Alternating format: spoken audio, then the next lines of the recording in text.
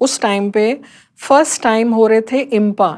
तो वहां पे आपके जो हैवी वेट्स हैं इंडस्ट्री के, है ना, रमेश सिप्पी जी वॉज द हेड ऑफ इम्पा। सारे फिल्म मेकर्स जो बिग नेम्स उस टाइम की मैं बात कर रही हूँ, आई थिंक ये 2000 आई डोंट नो उस टाइम की, मतलब नॉट द 90s। तो उन्होंने हमें इनवाइट किया कि आप ये फर्स्ट है, आप परफॉर्म करिए।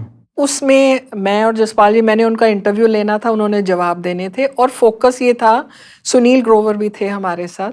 सुनील ग्रोवर कारपेंटर बने थे कि वो ट्रॉफीज बना बना के, मतलब जसपाल जी ने उनको कहना कि उनकी रह गई यार, मेरे मम्मी डैडी की रह गई, उनकी भी बना दे, उनको भी ये award. Basically this that awards are bought and this. हम एक दिन पहले रिहर्सल कर रहे थे, तो we were just speaking our lines. उतनी देर में जिस एजेंसी ने हमें बुलाया था, वो एंटर, उनके एमडी आके उन्होंने सुना, ही सेड स्टॉप। कहते आप ये नहीं परफॉर्म कर सकते, आप ये क्या बोल रहे हो। कहते यहाँ पे लुक एट दी ऑडियंस, कौन कौन होगा, यू मीन टू से कि आप मतलब you are making fun of them, ये खरीदे जा रहे हैं awards. So Jaspal ji said नहीं, मैं I will not change anything.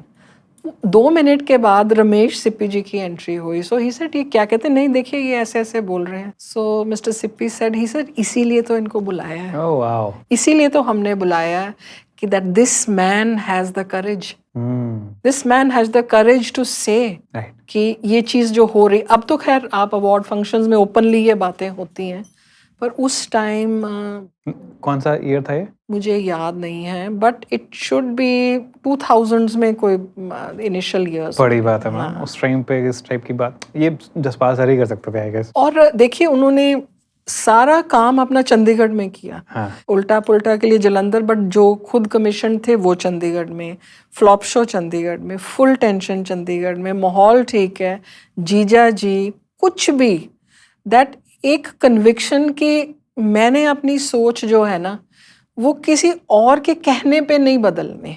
आप बॉम्बे जाते हैं तो वहां पे आपकी जी हजूरी करने वाले ही बहुत होते हैं, क्या बात है सर, क्या बात है, कमाल, आपको यही नहीं पता चलता एक्चुअली आप इतने टैलेंटेड है भी या नहीं है ना। वो एक होता ही है, वो जो बहादुरी थी ना, वो करेज थी, वो वाकई बहुत कमाल की थी।